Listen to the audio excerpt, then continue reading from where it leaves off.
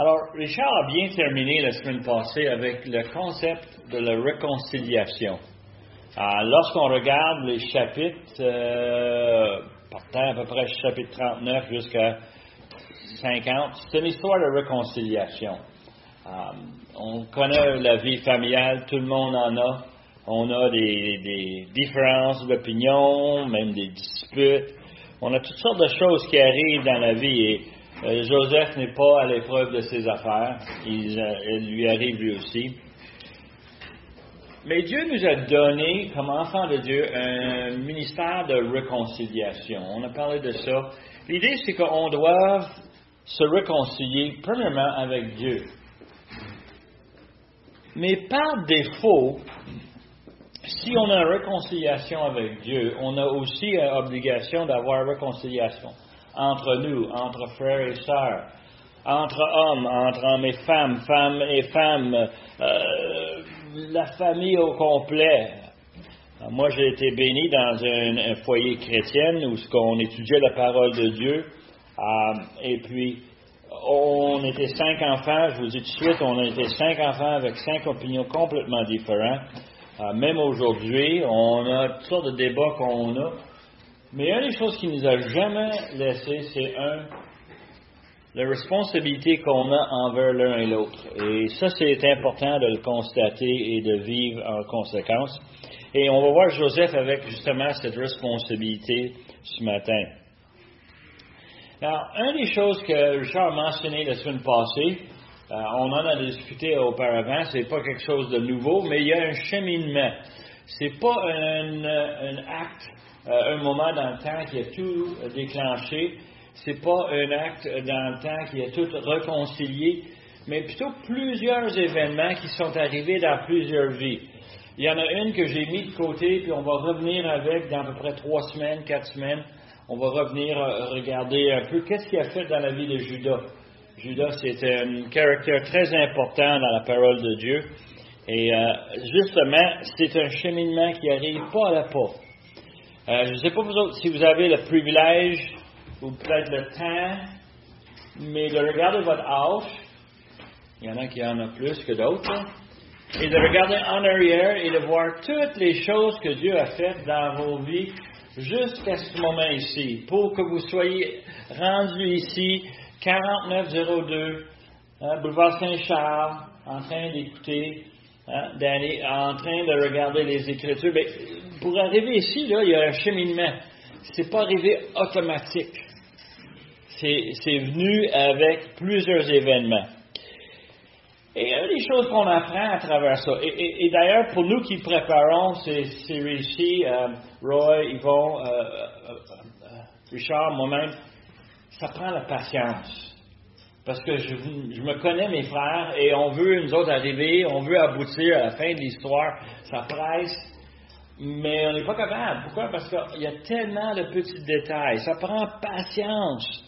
Et dans la vraie vie, la vie qu'on a chacun de nous, je suis sûr que vous êtes capable de regarder en arrière et de dire, oui, c'est vrai, il a fallu que j'attends pour ceci, j'attends pour d'autres choses. Et l'expérience que Dieu nous donne, c'est pas tout d'un coup.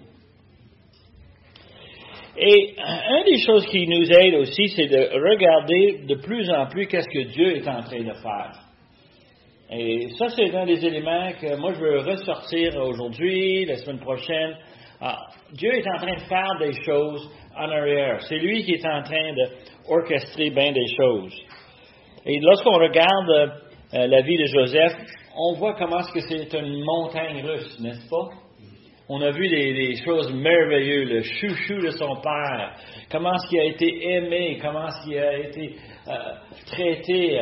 Il avait le fameux manteau, il avait toutes sortes de choses où ce que son père lui donnait et ses frères ils étaient jaloux.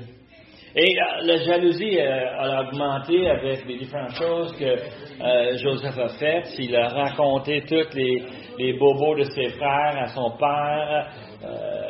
C'était un qui a vraiment dévoilé toutes ces choses-là. Et en plus, il avait ses fameux rêves. Il avait 17 ans et il avait ses rêves. Et les rêves étaient quand même des choses spéciales, merveilleuses, mais pour ses frères, c'était quoi?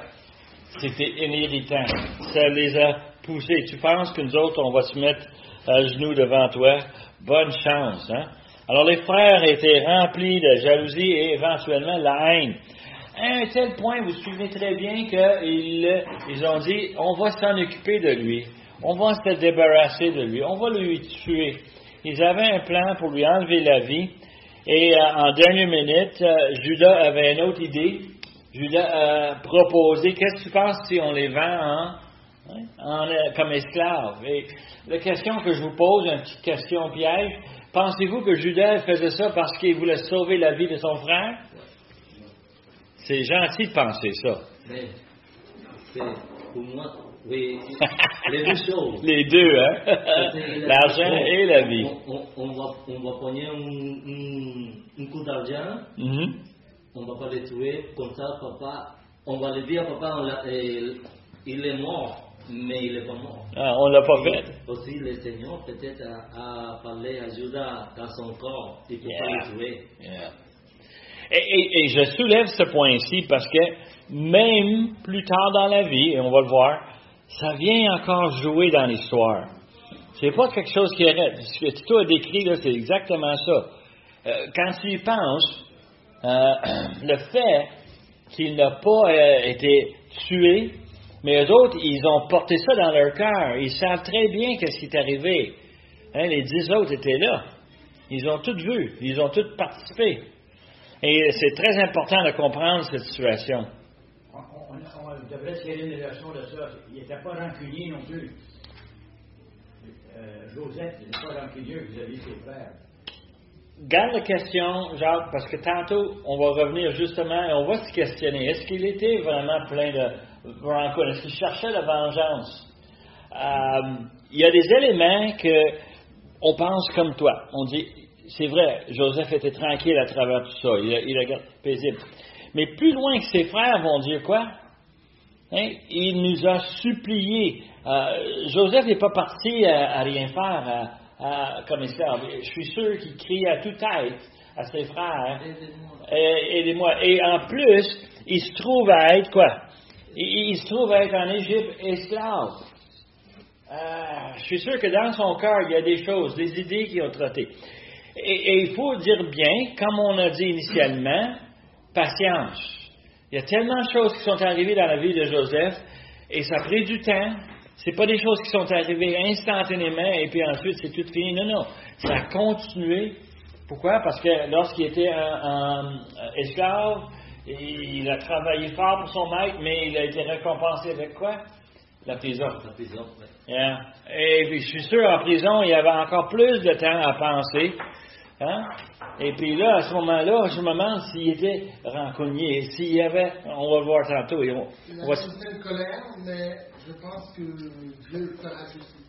Il a cru à la justice de Dieu. Yeah. Et chez nous, on avait un débat, c'était question sur Joseph. Est-ce que Joseph avait des talents différents, spéciaux? Qu'est-ce que vous en pensez? Dieu lui a donné les talents. Dieu lui a donné des talents. C'est justement ce qu'on pense, nous autres ici. Dieu lui a donné des capacités spéciales. Puis si on commence à faire la liste, sont assez impressionnants, non? Il est esclave chez Potiphar, et Potiphar, il aime tellement la façon que Dieu travaille avec lui. C'est comme ça que les Écritures démontrent. Dieu est avec lui. Qu'il donne plus de responsabilités à un point qu'il est rendu en charge de toute la maison. Les habilités d'administration, les habilités de gérer, c'est pas tout le monde qui les a. Vous savez comme moi, hein, vous n'avez qu'à rentrer chez vous puis regarder un peu le désordre puis dire ouais, c'est pas mon talent à moi. J'ai une question pour toi. Quoi? Pourquoi lui il savait qu'il y avait il faisait un bon travail dans la maison? Pourquoi il n'a pas mis comme quelqu'un d'autre avec lui pour continuer à la maison avant de le mettre à la prison? Je ne sais pas qu'est-ce qui est arrivé. Tu me comprends? Yeah. Puis en prison, qu'est-ce qui arrive? C'est lui qui est en charge aussi de la prison. Encore en charge. Et là, la question, c'est que plus loin, on va voir dans le passage, que ça a l'air que les Égyptiens pensent que Joseph a une capacité de magicien. Il est capable de deviner les choses. Les rêves, ce sont des bons exemples. Pourtant, à chaque fois, Jacob va dire, c'est Dieu qui donne les rêves. C'est Dieu qui donne l'explication pour les rêves. Il donne gloire à Dieu. C'est pas lui qui prend la gloire. C'est pas lui qui dit que c'est lui qui a la capacité. Et ça nous mène à une autre chose. Souvent, on voit quelqu'un qui a vraiment un sens de... comment je peux dire? Quelqu'un qui peut discerner les choses. Est-ce que vous connaissez des gens qui sont capables de saisir les caractères de quelqu'un très rapidement? C'est une des choses que ma patronne et moi, on juge souvent quand on embauche quelqu'un. Comment vite est-ce que ça va nous prendre? Comment de temps ça va nous apprendre à maîtriser? Où est-ce que cette personne se trouve? Quelles sont ses capacités? Quelles sont ses faiblesses? Comment on va... Et souvent, on sait que le mieux, c'est aussitôt qu'on sait, aussitôt qu'on peut agir. Aussitôt qu'on sait, on est capable de trouver des façons. Et c'est la même chose avec Joseph. Joseph semble avoir justement ses capacités. Il est capable de juger le monde. Et justement, les chapitres qu'on regarde, chapitres 44 et 45 de Genèse, on va voir Joseph en action. Il est en train de faire quelque chose avec ses frères. Initialement, quand je l'ai lu, quand je lis ce passage, je me demande, c'est bien gossant. Est-ce qu'il est en train de chercher la vengeance sur ses frères? Les faire passer les épreuves comme ils passent? Ou est-ce que c'est simplement qu'il essaie de discerner? Ils ont eu un changement, eux autres? Il ne voulait pas faire venir sa famille, plutôt, non? Il aurait pu le dire tout de suite, mais c'est pas ça qu'il fait. Il leur donne la nourriture, ils mettent l'argent dans leur sac, ils les envoient chez eux, Charles nous a tout conté ça la semaine passée. Et ils reviennent, malgré eux-mêmes, ils sont obligés d'amener Benjamin s'ils veulent libérer Simeon, quand Simeon est en prison. Ils arrivent et ils sont reçus comme des visiteurs royaux. C'est spécial, ça. Et tous ces éléments-là, c'est Joseph qui les a orchestrés. C'est tout Joseph qui est en train de faire quelque chose. Est-ce qu'il veut l'amener sa famille? Je suis sûr qu'il veut avoir la réconciliation. Mais je suis sûr que dans les 20 ans qui ont passé, 22 en fin de compte, si tu fais le calcul, les années qui ont passé, on a Joseph qui est en train d'essayer de se réconcilier avec ses frères, avec son père, et il cherche à être avec eux autres. Et on voit comment il était ému à chaque rencontre qu'il a. Ça lui frappe énormément. Il y a des éléments qu'on va regarder dans cette situation qui vont être assez importants. Un, c'est culturel. Si on regarde un peu comment est-ce que Joseph est rendu plus égyptien qu'hébreu. C'est important de comprendre ceci parce que ça aussi, ça joue énormément dans l'histoire. Joseph, quand il est arrivé, c'était un jeune hébreu. La caractéristique d'un hébreu, c'est qu'ils sont dehors au soleil, le peau est foncé. C'est des gens qui ont beaucoup de cheveux, de barbe. Ils ne sont pas là à se raser tous les matins, là. Les moutons, ils attendent après eux autres. Les autres sont là, les bergers, ils sont dans le champ, ils font leur travail. Les Égyptiens, c'était complètement l'opposé. Dans la structure culturelle égyptienne, le plus haut dans la gamme, ce serait la royauté, le pharaon et sa famille. Le plus bas dans les gammes, les différents rangées, ce seraient les bergers. Pour eux autres, les bergers, celui qui s'occupe des animaux, c'est un travail sale, c'est un travail qu'on ne va pas associer avec. On délègue ça à des esclaves, on délègue ça à d'autres mondes. Et justement, eux autres, lorsqu'on pense à des Hébreux et des Égyptiens, ça ne se mélange pas. Pourtant, ils ont bien accueilli Joseph. Et il y avait quelque chose qu'on avait lu, lorsqu'on regarde Joseph en prison, on va lui chercher pour interpréter le rêve du pharaon. C'est bien écrit. Qu'est-ce qu'il s'est fait? Il s'est rasé. OK. Raser pour un Égyptien voulait dire raser. Coupe de cheveux comme Danny aussi, OK? All right? Oh non, pas la barbe. C'est tout. C'était tout le corps. Quelqu'un qui était poilu, pour eux autres, c'était pas bien beau. Et c'est intéressant de voir la différence. Tu veux imaginer quand les 10 frères arrivent en Égypte, non, ça c'est les Hébreux encore, les bergers, wow. Et puis, il s'en va voir Joseph, mais Joseph, c'est plus un berger. Joseph est le premier ministre en Égypte. Il est rendu pas en bas de l'échelle, mais complètement en haut. La seule personne au-dessus de lui, c'est Pharaon. Oui, Pierre. Il est berger pour sa famille. Et il est berger pour sa famille. Mais... je vais en parler quand je lis mon tour. Oui. Il y a une autre affaire aussi, c'est que dans mes lectures, je vois qu'il est vraisemblable que la dynastie en Égypte, à ce moment-là, c'est les Hyksos. D'accord? C'est une tribu de bergers sémites qui ont fait la conquête de l'Égypte. Et ça pourrait, si c'est vrai, ça pourrait expliquer bien des choses dans le livre d'Exode, par exemple. Surtout quand tu penses à Pharaon qui veut accueillir Jacob plus tard. On va le voir, justement ce comportement-là, où il y a quand même respect pour la famille, respect pour le métier. Mais la culture, c'était une où, quand on regarde Joseph qui accueille ses frères, il fait 3 tablés. Je ne sais pas si vous avez noté ça dans la lecture. Il y a une tablée pour lui, il y a une tablée pour ses frères, puis il y a une autre table qui est pour ses serviteurs. Et il fait un festin pour tout le monde, sauf qu'on est quand même ségrégué, divisé. Et on pense que le racisme, c'est notre problème d'aujourd'hui. Non, c'est le problème depuis longtemps. Justement, cette caractéristique-là. Je pense que si les Égyptiens se rasaient les poils, se rasaient le corps, c'était pour question de chaleur. Parce qu'en Égypte, il fait très très chaud. Et quand il fait chaud, tu as les cheveux et tu as les poils en dessous des bras qui transpirent et qui puent. Ça se peut très très bien. Hein? Moi, je suis sûr. Culturel. C'est pas, ça, c'est mon point de vue personnel. Peut-être c'est ça aussi. Peut-être Joseph, il n'a pas eu le choix de se raser lui aussi. Mais je pense que Joseph était brûlé en son cœur. Et ça aide aussi à comprendre comment ça se fait que les 10 frères n'ont pas reconnu Joseph.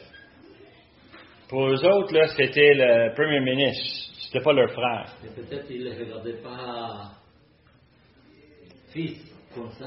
Ils regardaient tout le temps comme... Possiblement, mais Joseph les a reconnus. Oui, mais parce que lui, il pouvait les regarder. Et la question qu'on se pose, quand tu vois quelqu'un après 22 ans, est-ce qu'il a changé ou non? Joseph avait changé, oui. Ça c'est sûr. Toute la tête rasée, la barbe rasée. Non, mais 17 ans à 22 ans plus tard, c'est 39. Lui a changé beaucoup. Ouais. Et si on regarde le passage, verset 1, Joseph donne cet ordre à l'intendant de sa maison. Joseph passe à l'action. Joseph a un plan. Et littéralement, je me posais la question, la première fois que j'ai lu ça, et même la dernière fois que j'ai lu ça hier, et je me dis, ça se peut-tu que Joseph a tout un plan si contourné? Il dit, OK, remplis les vivres des sacs des gens autant qu'il en pourra porter, et mets de l'argent de chacun à l'entrée de son sac. Tu mettras aussi la coupe d'argent à l'entrée du sac du plus jeune avec l'argent de son blé. L'entendant fit ce que Joseph lui avait ordonné. Alors, tu peux imaginer, les frères reçoivent toutes leurs vivres, ils s'en vont, ils sont tous contents, tout est beau, on a été bien reçus, on a Simeon avec nous, on retourne avec Benjamin. Digidou, ça va être fantastique quand papa va nous voir. On aurait été vraiment celui qui a amené le succès. Et on peut imaginer cette situation. Sauf que Joseph, le plan est en marche. Il dit, OK, on les laisse partir. Là, il dit à son intendant, pars après eux autres. Et dites-le, pourquoi est-ce que vous avez fait ce mal? Parce que l'intendant et Joseph savent très bien que le coupe d'argent est dans le sac de Benjamin. Ils arrivent et puis ils arrêtent les frères et ils disent, hey, qu'est-ce que vous avez fait? Ils expliquent comment est-ce que les autres ils ont volé. Et c'est eux autres qui se sont dit, écoute, comment est-ce qu'on peut être voleur? On a ramené l'argent qui a été retrouvé dans nos sacs du première fois. On a payé pour la première fois. On a payé pour le deuxième. Pourquoi est-ce qu'on voudrait avoir de l'argent? On en a de l'argent. C'est pas ça qui nous manque. Et ils sont en train de dire, et les frères, comme d'habitude, j'espère que vous le constatez, ils sont impétueux, hein? Ils ont dit quoi? Tu peux tuer celui qui a le tasse, le coupe, et la balance, on va être tes esclaves. Ah, mais, hey, dis pas ça. Hey, Qu'est-ce que vous pensez que vous avez dans votre poche? Un billet de l'auto 6,49? Vous êtes si chanceux que ça? Hey, tentez pas le premier ministre avec des paroles comme ça. Hey! Mais il l'a fait. Et ensuite, il cherche chaque sac, il devine. Il trouve le coupe où? Dans le sac de Benjamin. Les autres sont complètement émerveillés. Comment ça se fait? Et l'intendant dit, je vais le reprendre lui comme esclave. Il l'amène. Et les 10 autres suivent. Et quand il arrive à tout cela, Joseph va leur confronter. Comment ça se fait que vous avez pensé que vous pouvez faire un tel coup? Comment est-ce que vous avez... Et eux autres, là, c'était drôle un peu parce qu'ils doivent être, eux autres, vraiment mêlés dans la situation. Un des commentaires que j'ai lu, je trouve ça tellement drôle, il disait que il semble qu'après qu'on se fait jouer un tour ou qu'on revient à la maison avec les sacs de blé la première fois, avec de l'argent, peut-être la deuxième fois, on va demander un reçu. Qu'est-ce que vous en pensez, hein?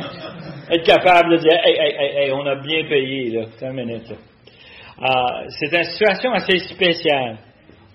Et là, Joseph, il dit à ses frères, et je raccourcis ça un peu, mais Joseph, il écoute toutes leurs histoires, puis il leur dit, écoute, vous pouvez partir, mais moi je garde le jeune.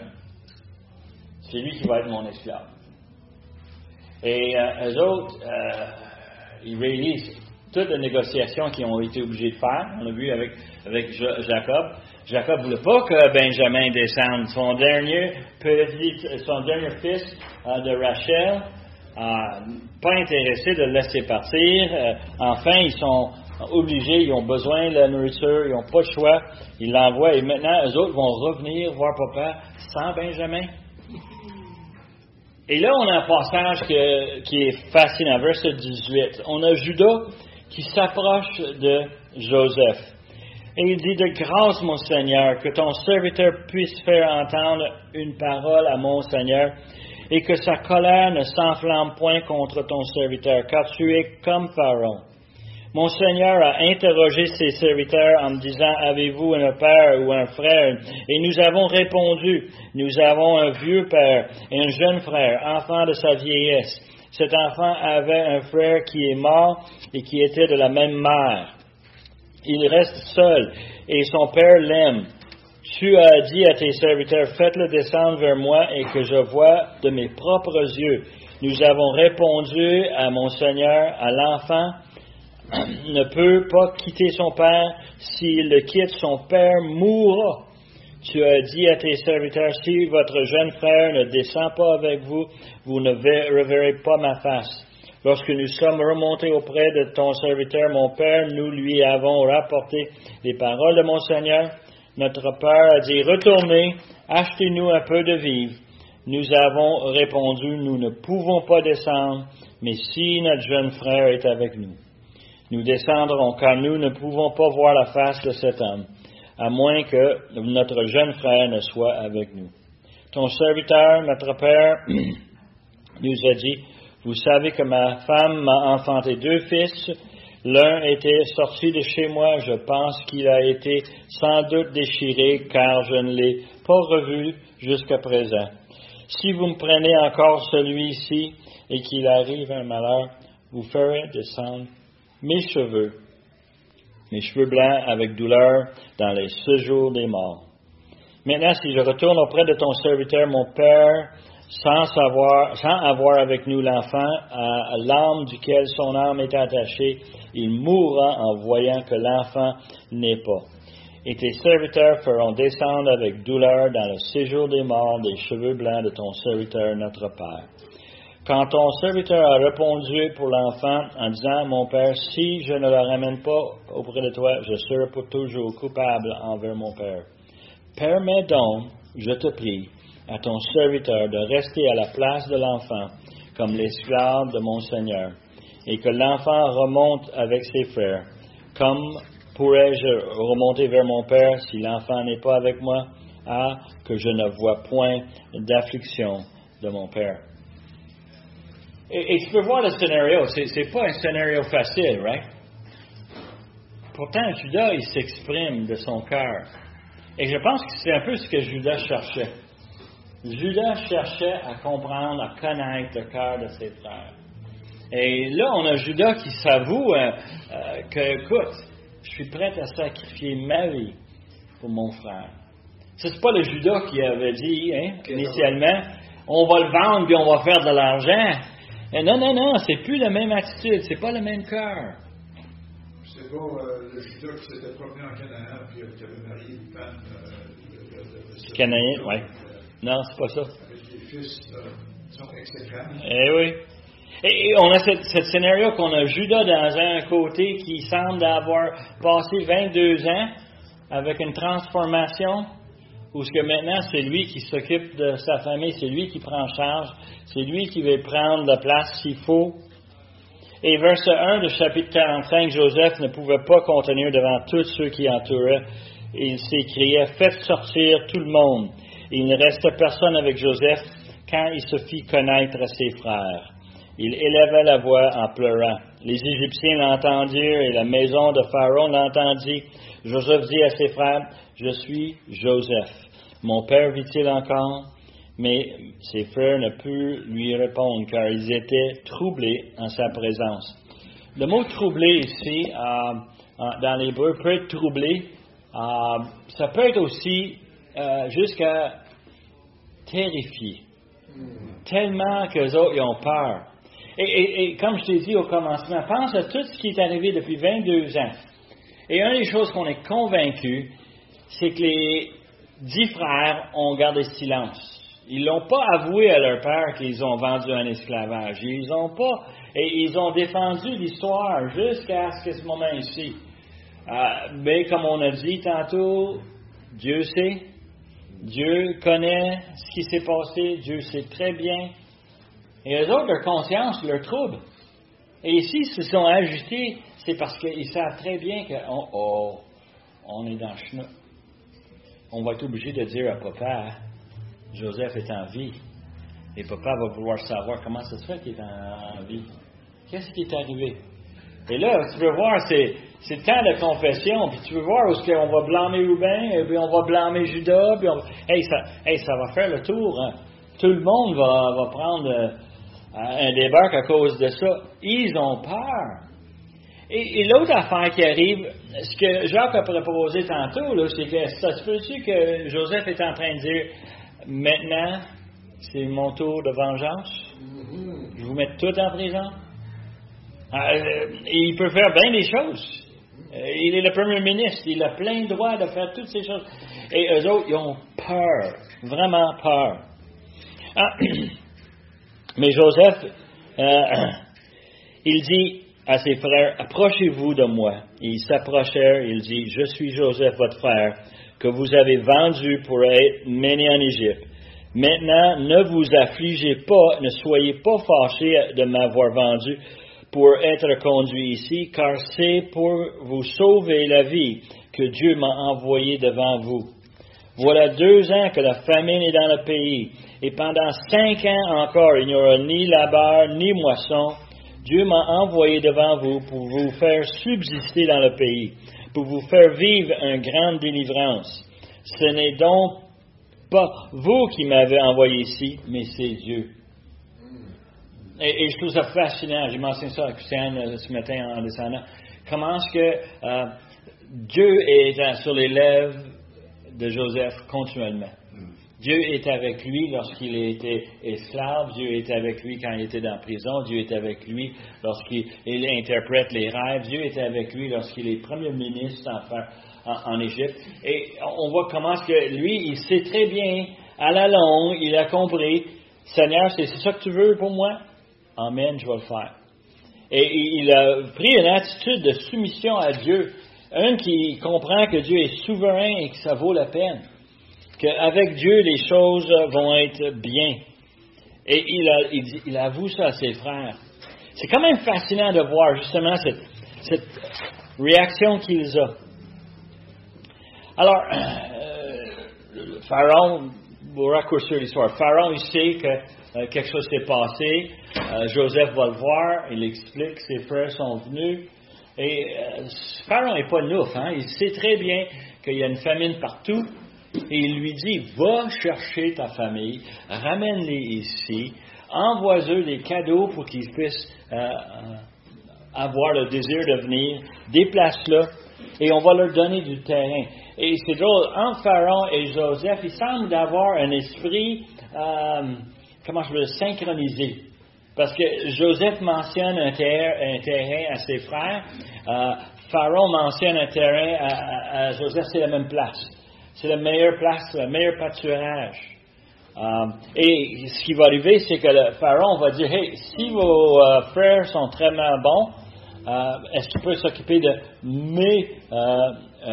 mes animaux? Moi, ça me donnera plaisir de donner ça en sous-traitance. Et justement, il y a une relation qui est vraiment intime.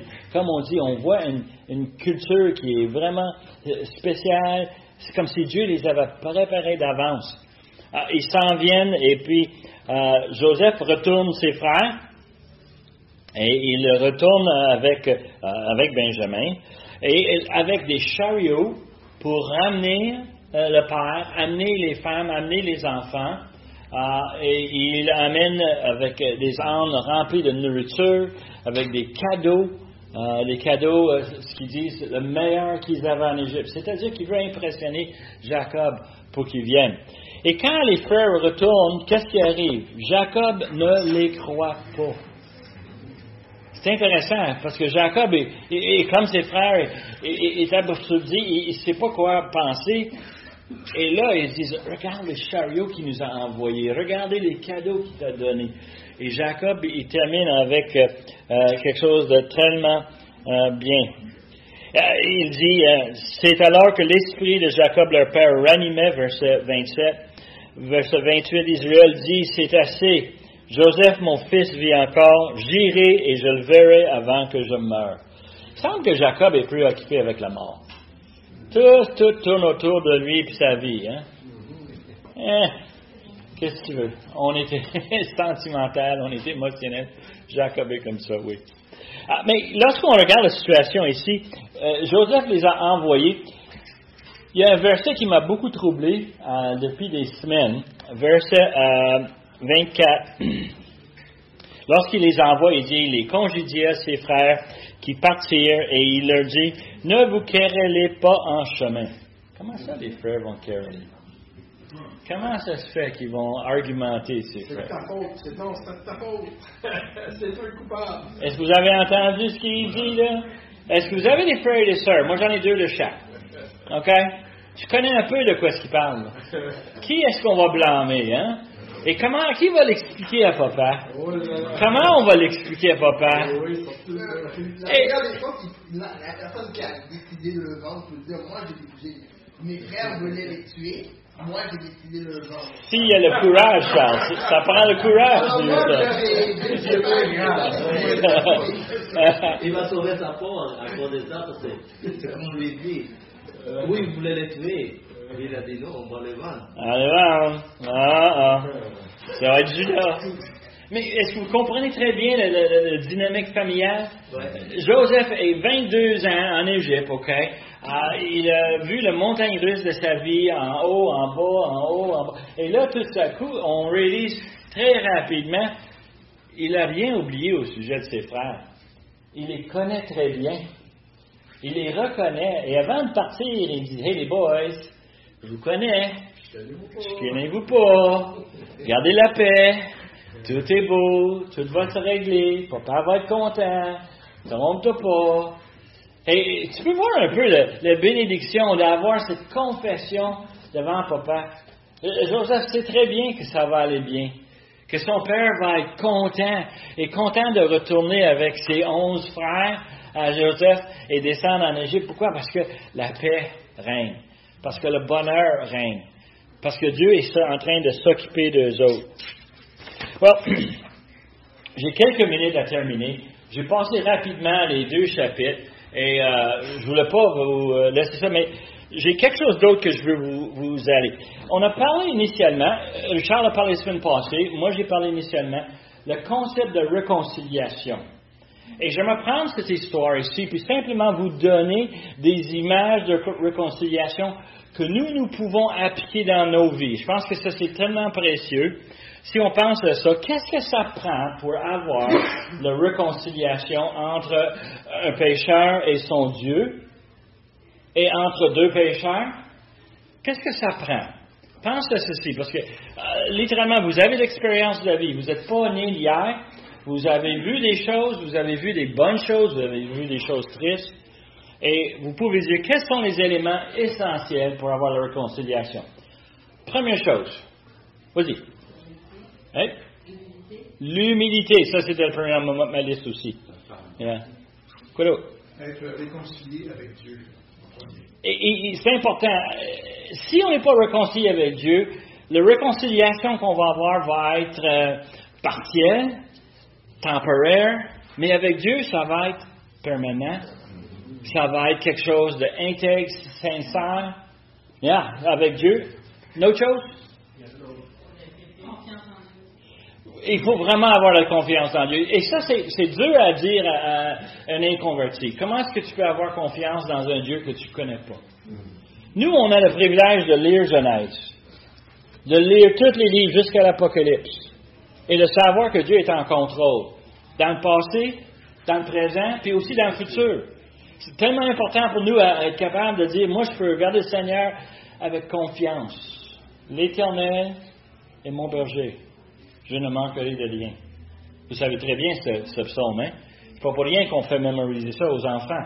Parce que toute leur vie, ça va être une roche sur laquelle on peut s'accoter. Le Seigneur est là et le Seigneur veut notre bien. L'humilité. Si tu regardes la vie de Joseph, est-ce qu'il a été humilié?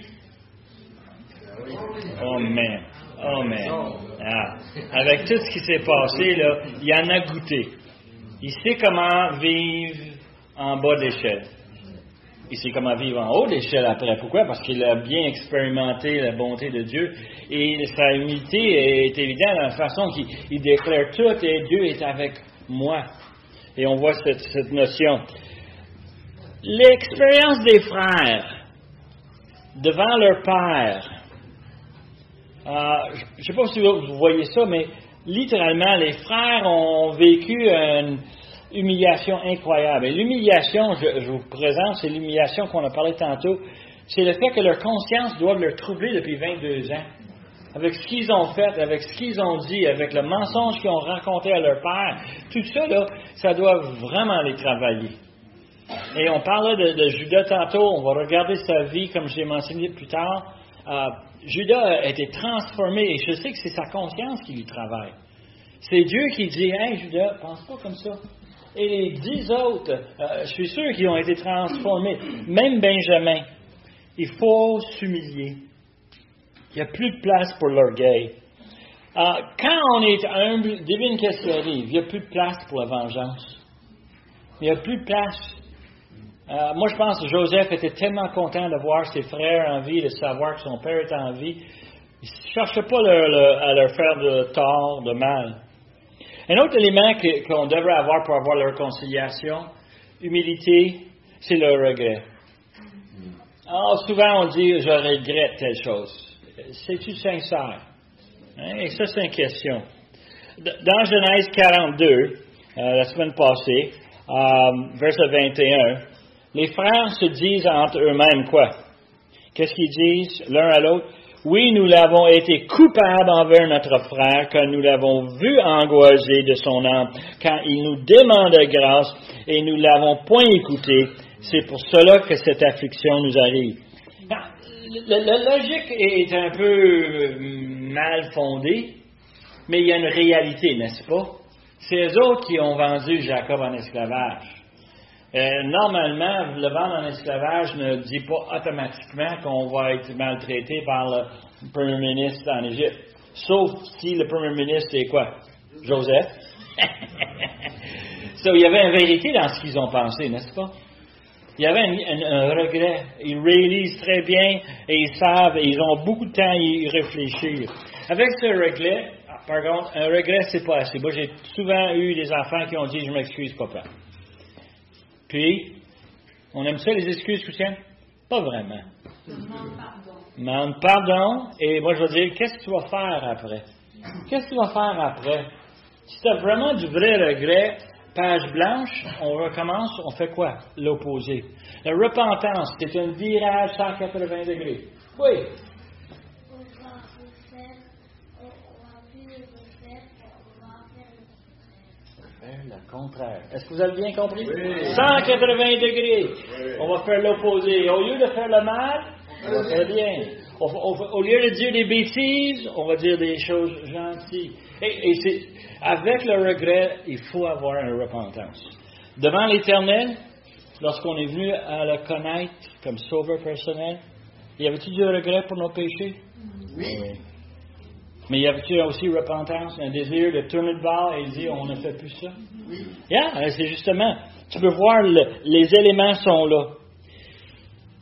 L'autre élément qui je trouve tellement rare dans la réconciliation aujourd'hui, on demande pardon, all right? Mais est-ce qu'on offre le pardon? C'est facile de le dire, mais c'est qu'est-ce qu'on va faire, comment on va agir. Hein? Le pardon. Matthieu 6, verset 12, Jésus, il enseigne les disciples à leur demande comment prier. Et qu'est-ce qu'il dit? Pardonne-nous nos offenses, comme nous aussi. Dieu m'a pardonné les plus grandes offenses incroyables. Moi, j'étais un grand pécheur. Je suis encore. J'ai besoin de pardon de notre Seigneur. Qu'est-ce que ça m'oblige à dire, quoi? Moi aussi, je dois pardonner ceux autour de moi. Parce qu'il y en a qui me blessent, il y en a qui me disent des choses qui ne sont pas gentilles, il y en a des gens qui font des choses qui ne sont pas correctes. Moi, je dois les pardonner. Il faut le pardon. Et c'est important, c'est lié avec le pardon de Dieu. Le vrai pardon vient de l'Éternel et nous, on doit quoi? Retransmettre ce même pardon. Je pense qu'il y a aussi un aspect de reconnaissance qui n'a pas été mentionné, parce que si tu es reconnaissant à Dieu d'avoir été pardonné, là, ça va t'amener à offrir le pardon aux autres et même à pardonner aux autres. Et je dirais, cette reconnaissance va nous amener à l'apprécier, À l'apprécier davantage. vraiment comme il faut, davantage, n'est-ce pas? Et quand on pardonne comme Dieu, tant que parler de le pardon que Dieu m'a donné, je ne sais pas vous autres, mais j'ai beaucoup de misère avec ce concept ici. Je sais que c'est vrai. Je sais que les Écritures le décrivent. Mais dans Psaume 103, verset 12, l'auteur ici dit « Autant l'Orient est éloigné de l'Occident, autant il éloigne de nous nos transgressions. » Dieu les oublie. Il est capable de le faire. Moi, je ne suis pas capable. Mais lui, il est capable. Nous, on doit faire la même chose. Dans la réconciliation, on va avoir le pardon. Et dans le pardon, va arriver un point où est-ce qu'on va remettre de côté l'offense à un point qu'on va l'oublier. Alors, moi, je remercie le Seigneur parce qu'il m'a donné une mémoire exécrable. Moi, j'ai des gens qui sont approchés et ils vont demander le pardon pour des péchés que je me souviens même pas de ça. Et je les souris, puis je leur offre le pardon, puis je les embrasse. Pourquoi? Parce que je me souviens pas. C'est arrivé, je suis sûr, puis c'est parti. C'est ça qui arrive, n'est-ce pas? Dieu veut que nous, on remette, puis qu'on remette comme lui le remet. Lui, il ne revient pas nous représenter. Et vous savez comme moi, on a des arguments. Et, c'est pas 3 ans plus tard, tu te souviens quand toi, tu as fait telle affaire. C'est pas ça, pardonner. On leur demande pardon, mais on n'oublie pas des fois. Oh, Jacques, c'est tellement vrai, hein? Ça dépend.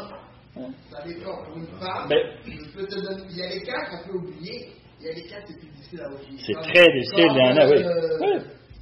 Un oncle ou un père qui a abusé. Oh, yeah. Ça, c'est pas évident, ça. Non. Ça fait très difficile à parler. Très difficile.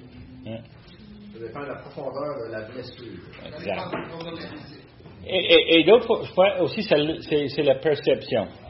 C'est-à-dire que quelqu'un a une blessure qui était grave, sévère, mais si Dieu m'a pardonné les choses que moi j'ai faites, je dois travailler sur justement pardonner les autres, même quand ça fait mal, même que si moi je suis vraiment, je suis pas content.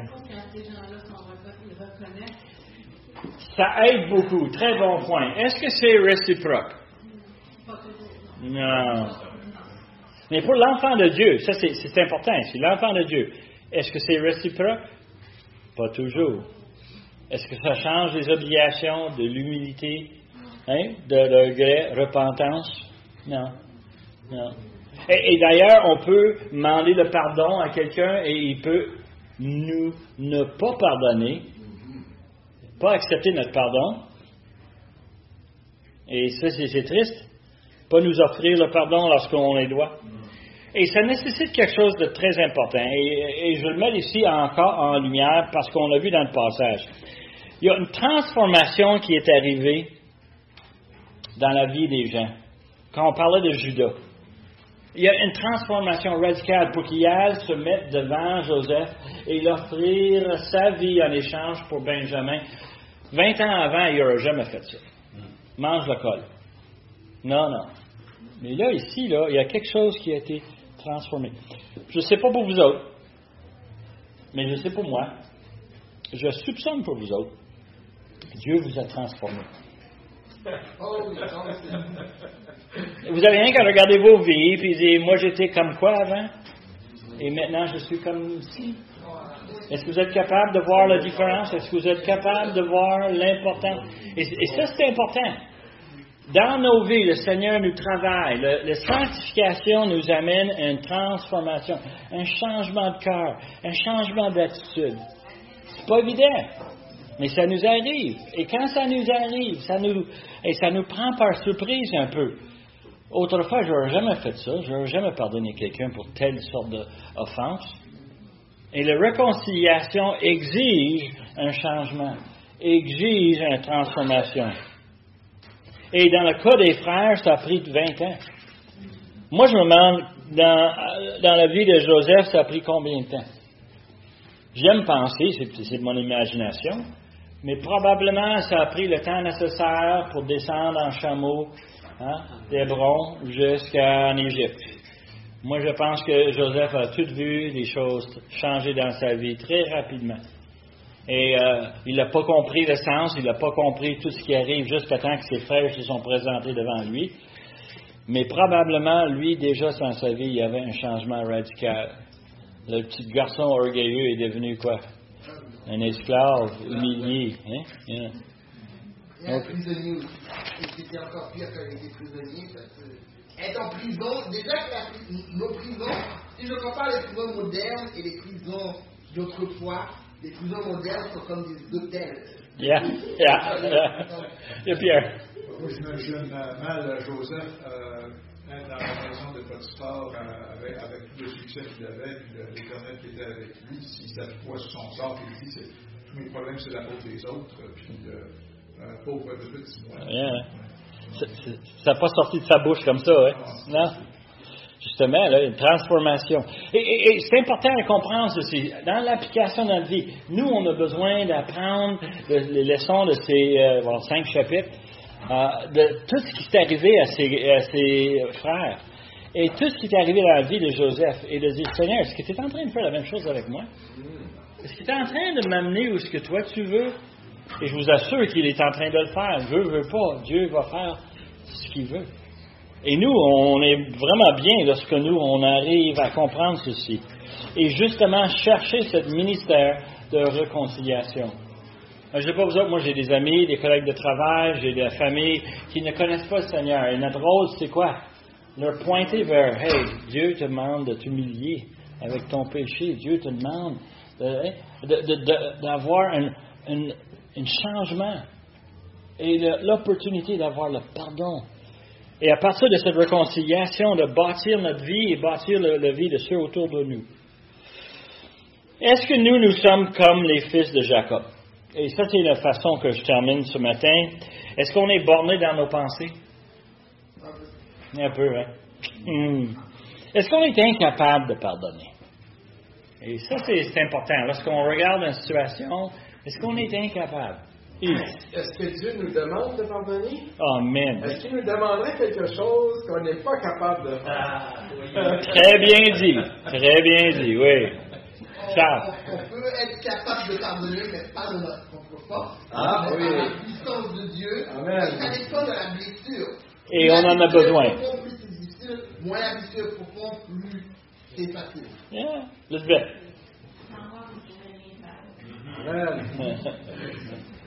Amen. Et il a même mis en nous le ministère de réconciliation. Amen. Ça, il l'a mis. Yeah. C'est notre job. C'est notre job. Yeah. Notre ministère. Et je ne sais pas si vous comprenez, mais ça fait partie de notre obéissance à Dieu. C'est essentiel. Si on n'est pas capable de faire ça, on passe pour les hypocrites, hein? On parle de l'amour de Dieu, le pardon de Dieu, mais toi, tu vas payer. C'est pas vrai, ça? Ah. Alors, moi, dernière question, je vous laisse. C'est une question encore piège. Vous êtes prêtes, là? Combien d'années doit-on passer pour avoir comme il le faut, la réconciliation dans notre vie? Qu'est-ce que tu en penses, toi? Oh boy! Ça en prend des années, n'est-ce pas? Combien de temps que ça va te prendre pour être capable d'être un réconciliateur? C'est vraiment la question qu'on a dans ce passage. Dieu a fait passer 22 vies d'enfer à Joseph, à ses frères, pour en arriver à un point où ils peuvent s'embrasser et dire « Hey, ne t'inquiète pas. » Pourquoi pas zéro? Hein? Pourquoi pas zéro? Pourquoi pas zéro? Bonne question, Pierre. Je l'ai demandé à Seigneur souvent.